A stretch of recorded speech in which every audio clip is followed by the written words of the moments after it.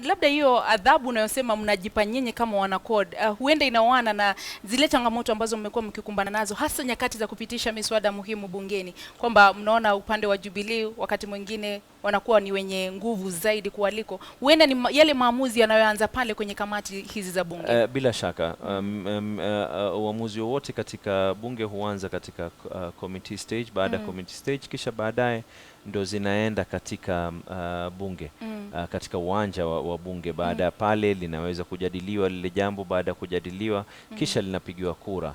Na inategemea sasa ikiwa ni kupigiwa kura ni upande gani ama ni upande gani, na kwa kauli ambazo kwamba zenye kufaa. Kama ninavyosema, kila mmoja ako na fikra tofauti, lakini kama chama tunahisi, mfano mwingine nitakupatia ni kama komiti ya budget. Ikiwa katika komiti ya budget tunahisi ya kuwa sisi tunaona ya kuwa ni lazima kuwe na jambo fulani litakaloweza kupatiwa pesa zaidi, na wewe ukawa msimamo wako ni tofauti, utakuwa unaanza kutumiza sisi, sio kujiumiza wewe.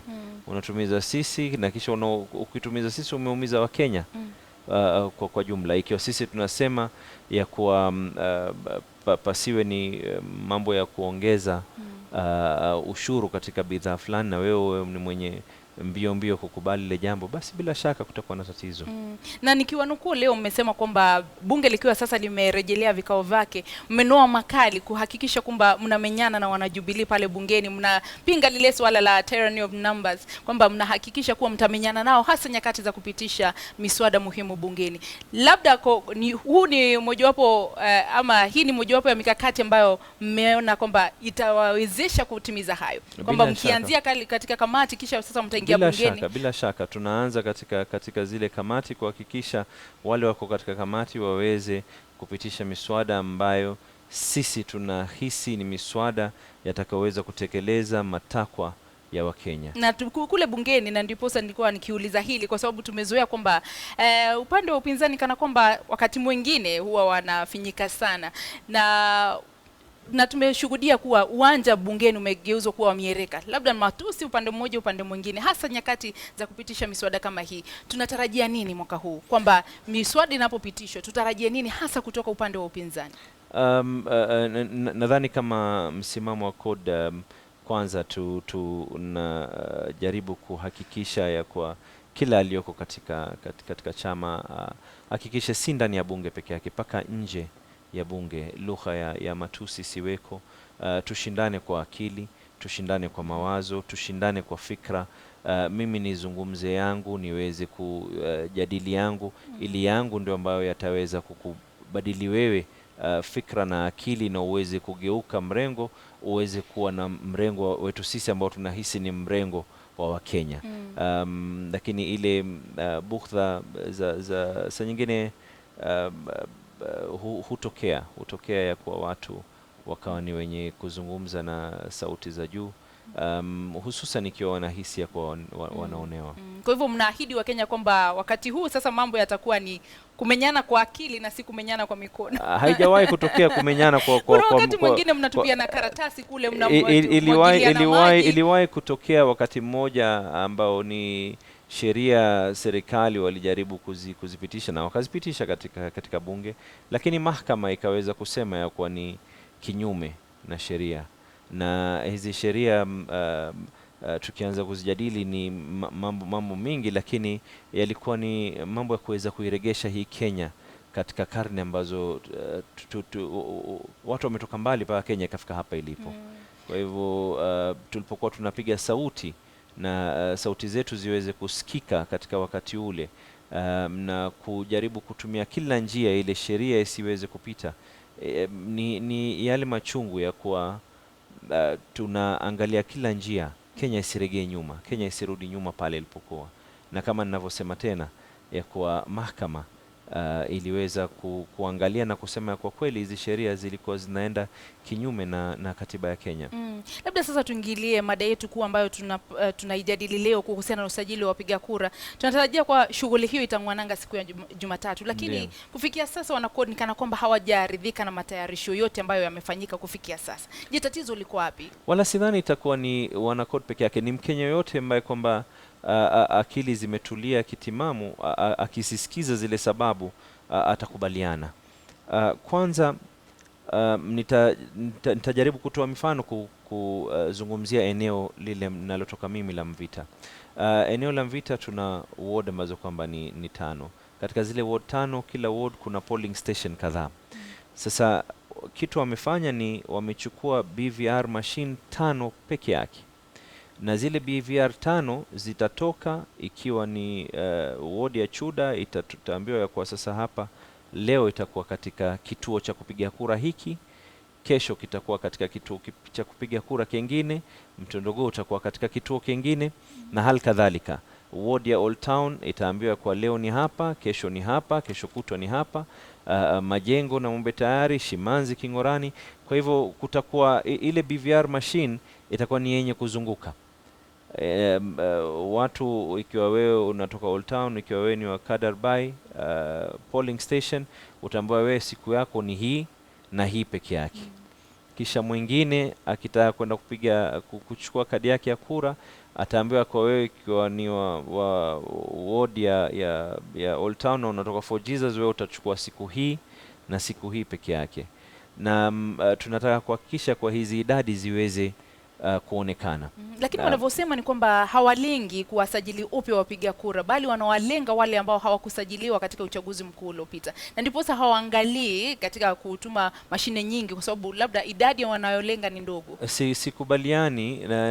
Juzi mimi nimekuwa katika mkutano na maafisa wa ABC na wakaweza kunipatia ile presentation yao ya idadi wanazozidhania wao. Wameangalia wale ambao wameweza kuchukua kadi zao za identity card, wameangalia wale wenye washafika kwa makamu wa miaka 18 na kupita. Lakini sisi tunahisi ya kwa kulikuwa kuna wengi zaidi pia kabla ya hizi kura zilizopita walikokuwa wanastahili kuchukua kura, lakini hawakuweza kuchukua zile kura. Kuna watu ambao kwamba watakuwa wamegura kutoka sehemu tofauti. Tusiangalie hili zoezi ya kusema ya kwa vile tayari tuna watu milioni kadhaa, hii ni kujaliza peke yake. Ni lazima tuzungumze na kuwaambia Wakenya wote waweze kujitokeza, wawe na haki ya kuweza kupiga ile kura. Na pia zile hisabu vile zilivyo ni vigumu IBC kuweza kufikisha zile idadi wanazozitaka. Itakuwa si rahisi. Itakuwa si rahisi kabisa, na itakuwa ni kuwavunja watu moyo ikiwa utaambiwa ya kwa kituo chako wewe ni siku ya Jumatatu, ukifika pale uone mlolongo ni mrefu, uambiwe ya kwa wewe ni mtu pengine wa takriban 400, kisha ukifika uambiwe kwa na hizi ni mashini. Tukumbuke pia ya kwa hizi ni mashini, tunazungumza lugha ya kwa mathalan kama hizi mashini haziwezi kuharibika, haziwezi kufanya jambo lolote. Kwa hivyo ikiwa wamechukua mashini moja peke yake katika kila ward, ni mtihani mkubwa sana. Na pili, ile mashini zimetengenezwa kuangalia ya kwa ikiwa ni ya ward ya Shimanzi Kingorani ward, haiwezi kutumika mashini ile kwenda katika sehemu nyingine, inatumika katika ward ile moja peke yake. So hata tuseme mathalan ni kwengine watu hakuna, kwengine wako zaidi, unataka kutoa ile mashini huku kuipeleka huku kujaribu kusaidia watu kuweza kufungua, huwezi.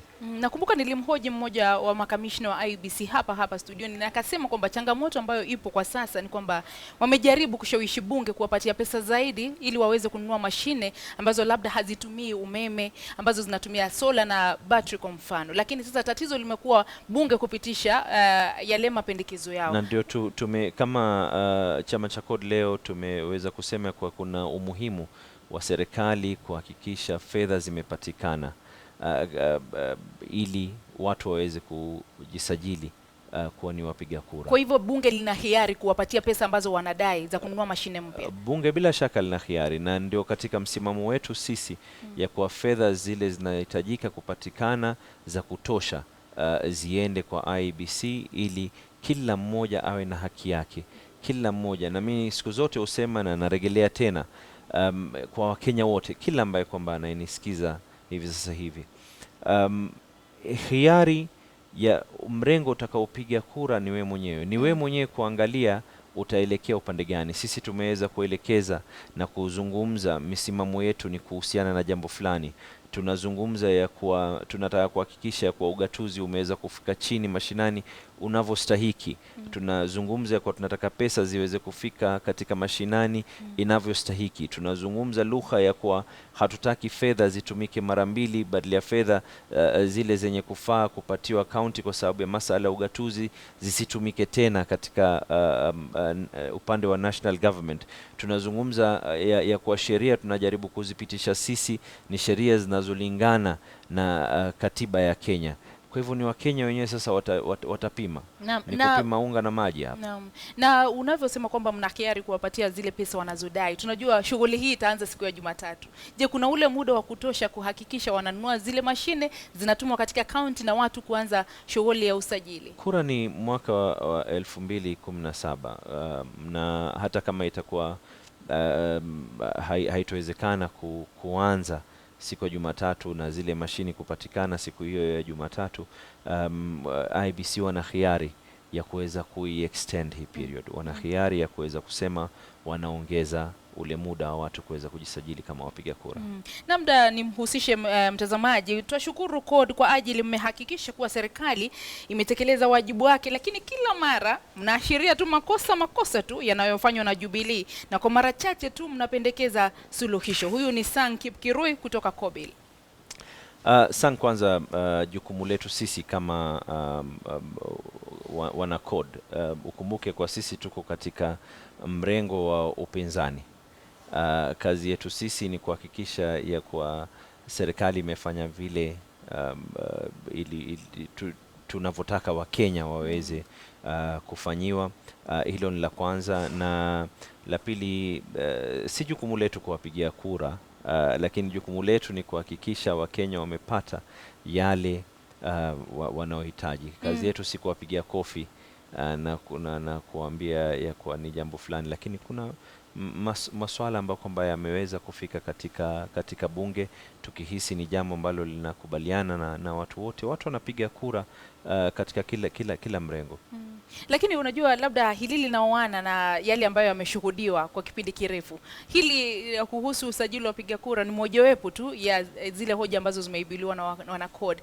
Na wengi wanasema mnalalamika tu, hamtoi suluhu. Mnasema kwamba serikali haifanyi hivi, badala ya kusema tunahitajika kufanya hivi. Hivyo ndivyo hisia za baadhi ya Wakenya, kwamba hamtoi suluhu, ni kulalamika tu. Sikubaliani na bunge. Uzuri wa bunge ni House of Records, ni jumba ambalo ukizungumza ukikohoa pia haswa huandikwa pale ya kwa Abdulswamad Sharif Nassir alikohoa katika kutoa mazungumzo yake, na tumeyazungumza mingi sana, tumeyazungumza mengi na kujaribu kuyajadili na kuweza kutoa maoni tofauti. Pengine ni